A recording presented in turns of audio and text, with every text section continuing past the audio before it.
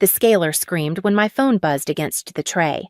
I didn't look, not until the preview line lit up. "We've booked the entire week of July 4th. My assistant froze mid-step. Another buzz. Whole family, 32 people. I set the scaler down the click, echoing too loudly in the white room. Outside, someone laughed. Inside, the air thinned around me, tight metallic weighting. I placed the phone face down, steady, deliberate. They thought this was just another family announcement, one I'd swallow like always. But they had no idea what a closed mouth can set in motion. My name is Juliet Rowan Hale, and most of my life has felt like standing just outside a doorway, close enough to hear everything, never close enough to be invited in. I'm the child in the middle, the filler, the one people remember only when someone else needs something. My older brother Callum was always the headline, the athlete, the risk taker, the one Mom liked to brag about at barbecues. My younger brother Evan arrived with the effortless charm of someone who'd never had to fight for attention a single day in his life. The world met him with open palms, and every time it did, my parents clapped along. I became the steady one by default, the person who made sure things didn't fall apart while no one noticed I was holding anything at all. When Callum forgot appointments, I covered for him. When Evan misplaced Key's backpacks entire weekends, I was the one retracing steps. If something spilled, it landed on my side of the table. If something needed doing, somehow it found my hands. My mother, Helena, used to pat my arm and say, "Thank you for being reliable." My father, Mark, would nod like he'd just confirmed a job assignment. Reliability is a strange cage. You don't realize you're trapped until the door closes from the inside. Over years, I learned to shrink the edges of what I needed. I kept choices simple. I managed my own expenses, quietly wrote down every bill in a little spiral notebook so worn the cover curved like a wave.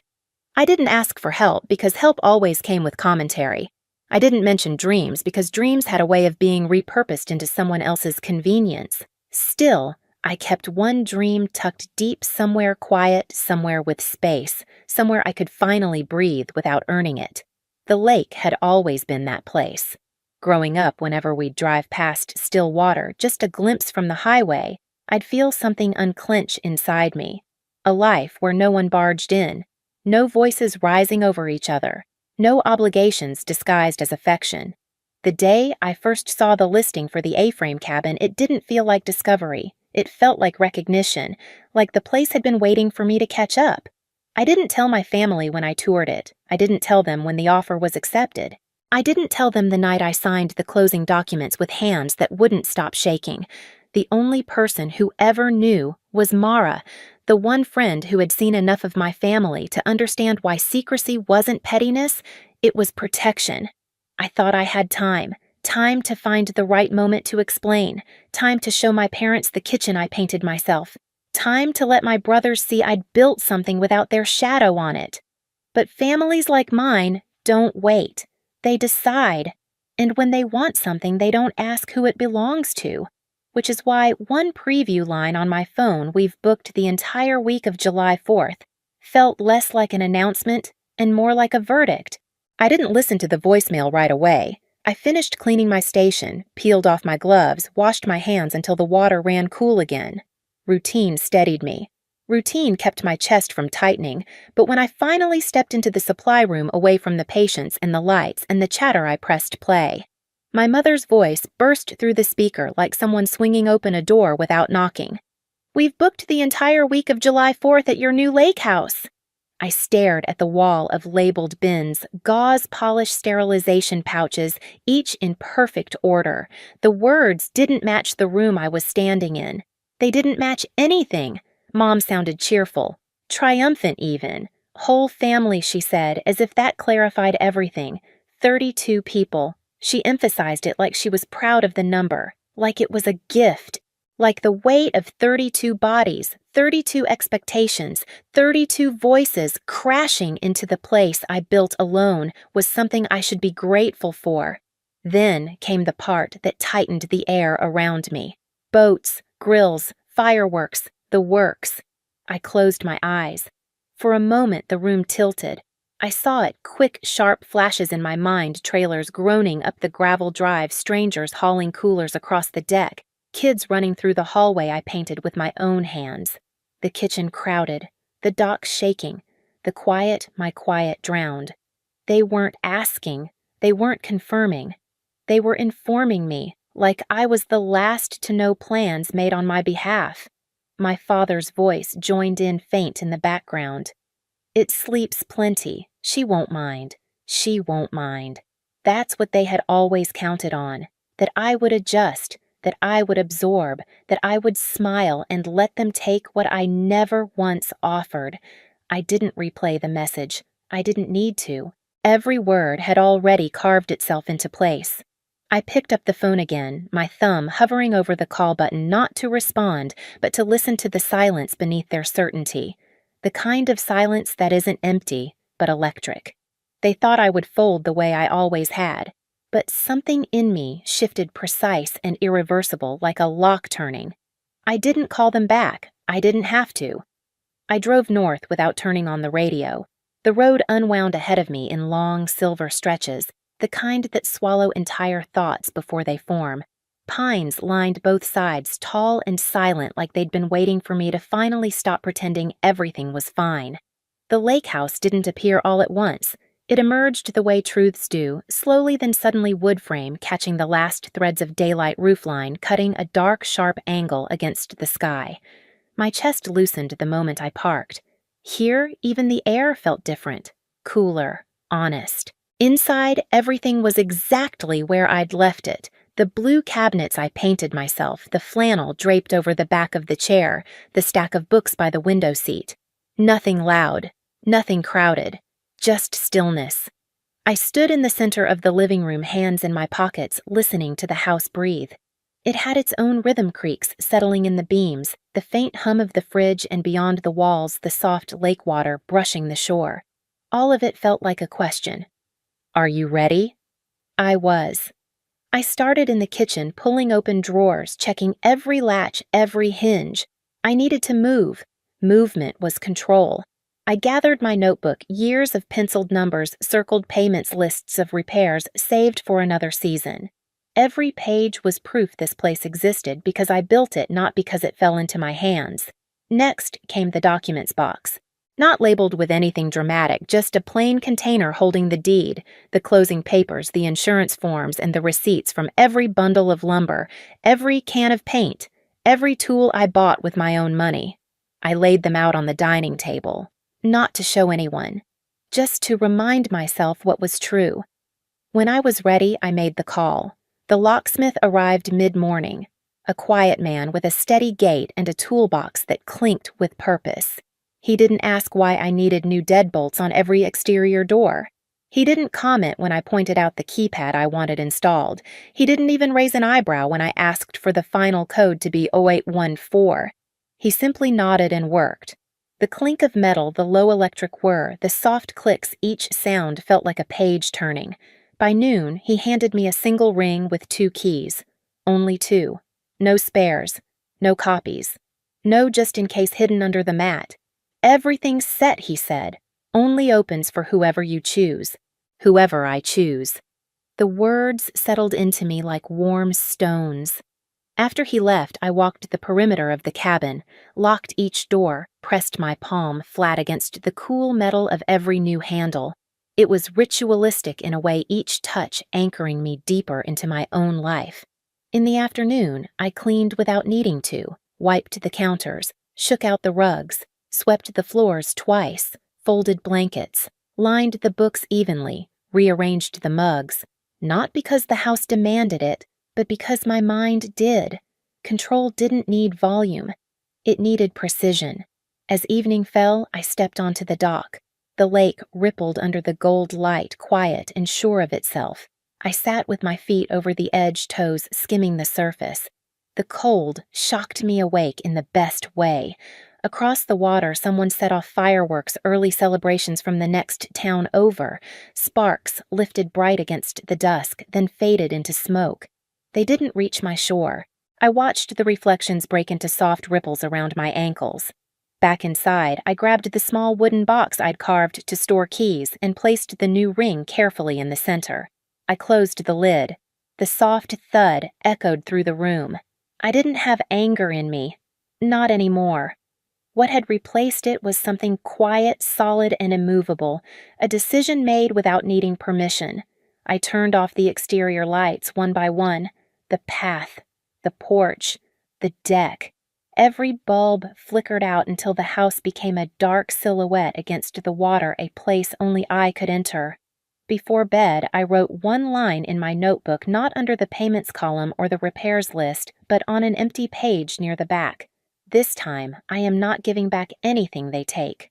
I closed the notebook with a soft snap. That night, the house felt different. Not fragile, not waiting. It felt claimed. I woke before sunrise and stood by the window as the sky shifted from slate to pale lavender. Mist hovered over the lake like breath held in the air. I watched until the first sliver of sun cut through it, thin and deliberate. My phone buzzed on the counter, 3 missed calls, 1 from Mom, 2 from Evan. I didn't open them. I turned the phone face down again, the same motion from the clinic, but this time steadier chosen. They wanted a week. They wanted the house. They wanted the quiet I'd built without ever noticing I needed it to survive. They thought I'd fold. But nothing in me was folding. Nothing was bending. Everything in me was aligning. I locked the front door, the deadbolt clicking into place like a point made clear. This time, I whispered into the empty room, I won't fix what they've broken. They arrived on a Thursday afternoon, loud enough to rattle the quiet before their tires even touched the gravel. I saw the first set of headlights sweep across the trees, a long, confident arc, like someone claiming land with light alone. Then another. Then another. From the loft window, I watched the caravan spill into my driveway. Callum climbed out of his truck first, slamming the door like he owned the air.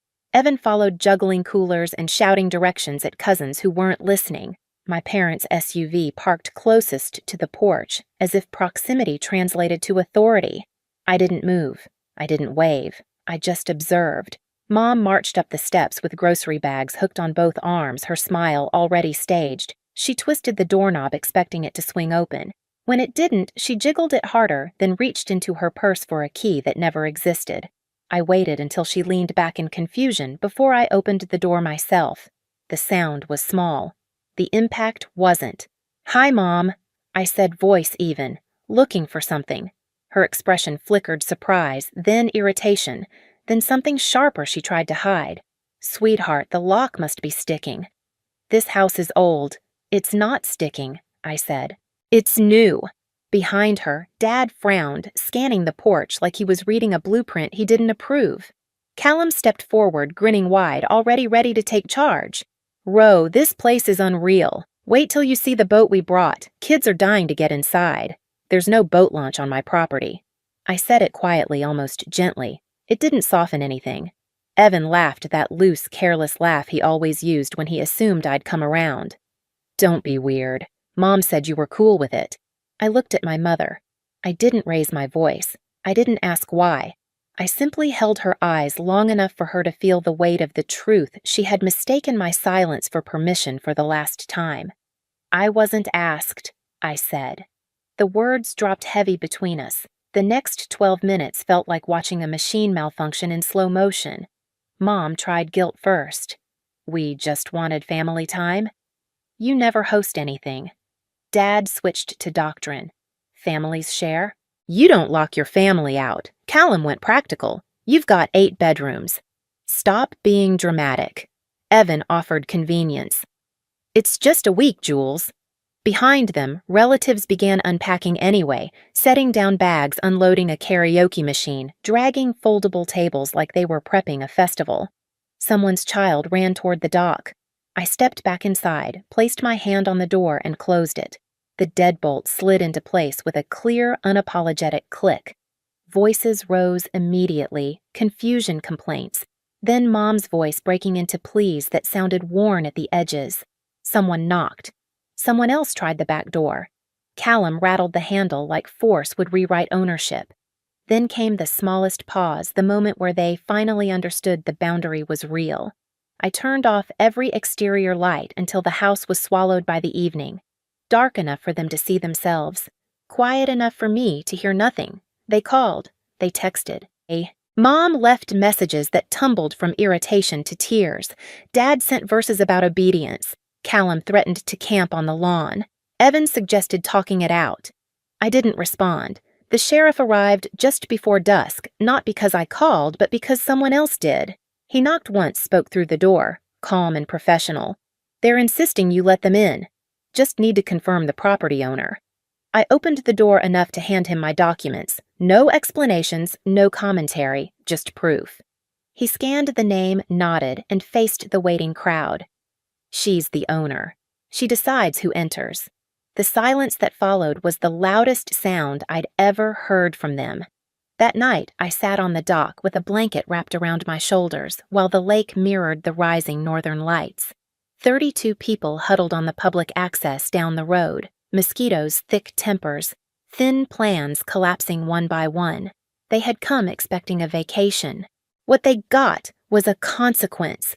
For the first time in my life, the boundary was mine, and there was nothing left for them to do but feel it. The lake settled back into its rhythm once they were gone.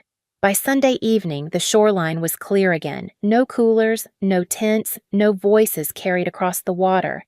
Just quiet, the kind that doesn't wait for permission. I spent the next morning barefoot on the deck, coffee warming my hands, watching the mist lift in slow, deliberate strands.